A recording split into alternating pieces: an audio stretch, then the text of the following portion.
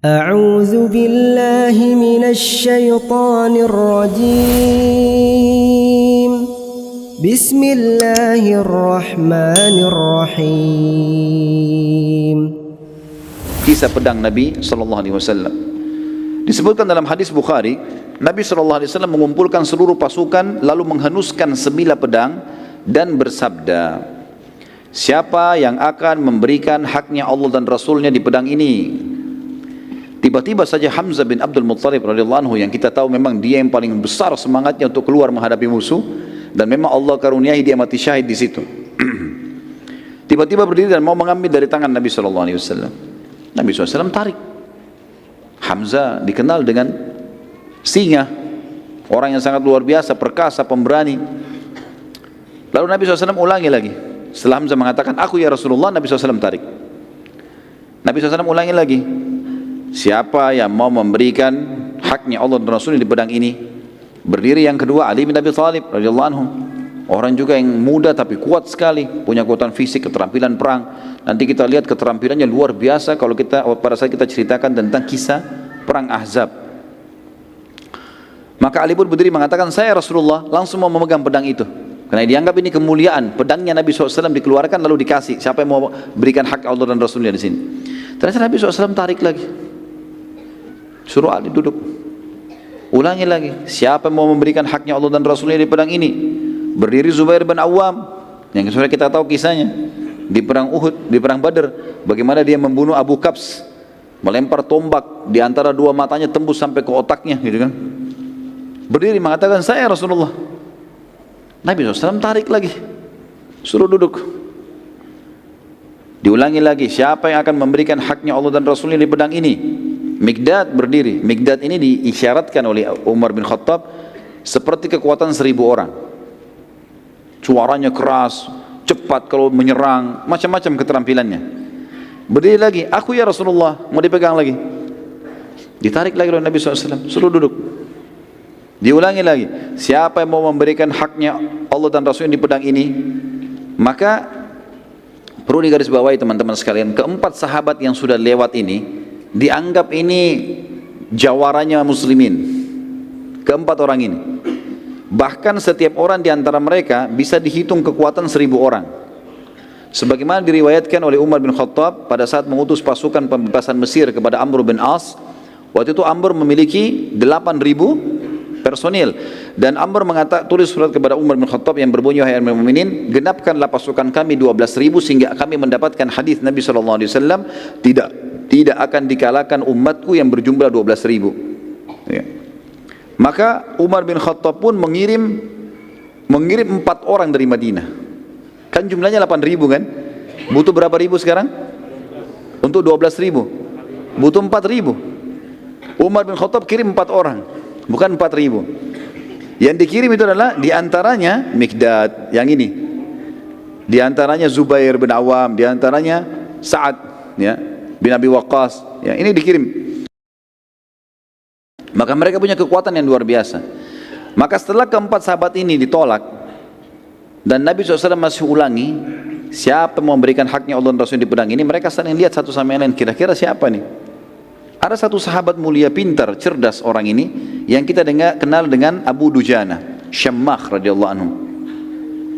Beliau mengatakan, ya Rasulullah, apa haknya Allah dan Rasulnya di pedang itu? Ini yang Nabi tunggu ini. Jangan main langsung ambil, tanya dulu untuk apa ini, apa haknya. Bukan main ambil terus mau diapain pedangnya. Maka Nabi SAW mengatakan kalimat yang mulia teman-teman sekalian, dan ini kita bisa lihat bagaimana rahmatnya Nabi SAW bagi kafir zimmi, orang-orang kafir yang di bawah naungan pemerintah Islam. Beliau toleransi, beliau memaafkan, beliau memberi. Tapi di medan perang beda lagi sama kafir harbi ini.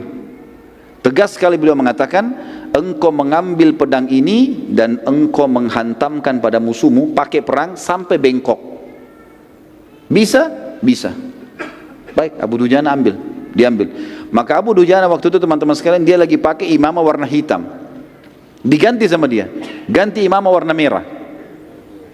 Dan imamah merah ini adalah tanda saya siap mati. Seperti itulah waktu mereka yakini seperti itu. Lalu Abu Dujana mengambil pedang tersebut dengan bangganya dan meletakkan di dadanya, sambil dia maju ke Pasukan Quraisy waktu datang, waktu sudah kelihatan, dia maju menunjukkan keterampilannya dengan pedang itu. Maka kesannya kayak ada kesombongan. Para sahabat melihat, mereka khawatirnya Abu Dujana sombong ini. Kata Nabi SAW dalam hadis Bukhari, sesungguhnya cara seperti ini kayak Abu Dujana ini dimurkahi Allah. Allah nggak suka dengan kesombongan, kecuali di tempat ini. Di depan musuh silahkan tunjukkan, nggak ada masalah. Seperti itulah. Baik, kita lanjut sebentar ya. Maka Ka'ab radhiyallahu anhu berkata, aku sempat penasaran ingin tahu seperti apa Abu Dujana memberikan haknya Allah dan Rasul di pedang itu. Abu Dujana sudah bawa nih, perang berkecamuk. Apa yang dia lakukan nih? Kata Ka'ab, sampai saya tidak nyerang musuh, hanya ikuti Abu Dujana. Lihat dia buat apa ini dengan pedang itu. Lalu aku pun mengikutinya dari belakang, ke kiri, ke kanan, dia nyerang musuh, terus dilihat. Saat itu di kancah peperangan terdapat seseorang dari pasukan kafir Quraisy sangat kuat, tidak terkalahkan. Setiap kali dia memukul, setiap kali dia datang, banyak di antara pasukan muslimin menghindar dari orang itu karena kuatnya kelihatan, kekar, pedangnya besar gitu kan. Kata Ka'ab, saya berdoa sama Allah di kancah peperangan supaya ketemu dengan Abu Dujana. Maka dia bilang, Allah pun menerima doa saya. Tiba-tiba keduanya bertemu. Padahal tadinya terpisah di medan perang. Tiba-tiba berhadapan dan tiba-tiba saling menyerang. Maka saya pun menyaksikan pertempuran yang terjadi yang sangat dahsyat, sampai debu-debu pada berterbangan, saling nyerang satu sama yang lain terus saja dengan kekuatan-kekuatan yang luar biasa. Abu Dujana dipukul, dia tangkis sama perisainya, Abu Dujana menyerang, orang itu juga menangkis terus sampai debu berterbangan sana sini.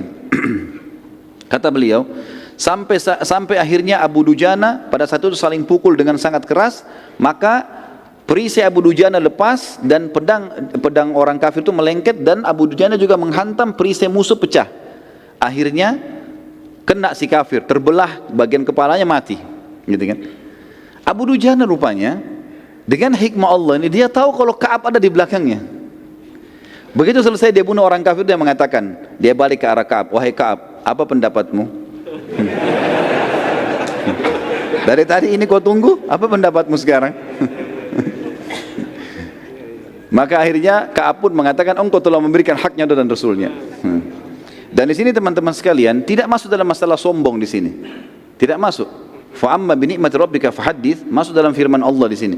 Dia melakukan apa yang Allah Rasul perintahkan, maka dia bisa mengatakan, saya sudah melakukan. Sudah lihat kan saya sudah lakukan? Gitu. Seperti itulah ya. Bagaimana hajimu kemarin? Ya saya sudah coba lakukan semaksimal mungkin. Enggak ada hubungannya dengan riya, kecuali dia niat untuk itu. Dia harus dibedain mana yang boleh, mana tidak boleh. Maka di sini Abu Dujana tidak sama sekali hubungannya dengan riya, tapi beliau tunjukkan karena ini orang yang mau lihat nih, saya sudah kasih haknya. Sampai kalau bukan pedang ini bengkok, kepalanya dia yang bengkok gitu kan. Allahu a'lam. Baik, kita lanjutkan sebentar insyaallah dengan kisah-kisah yang lain.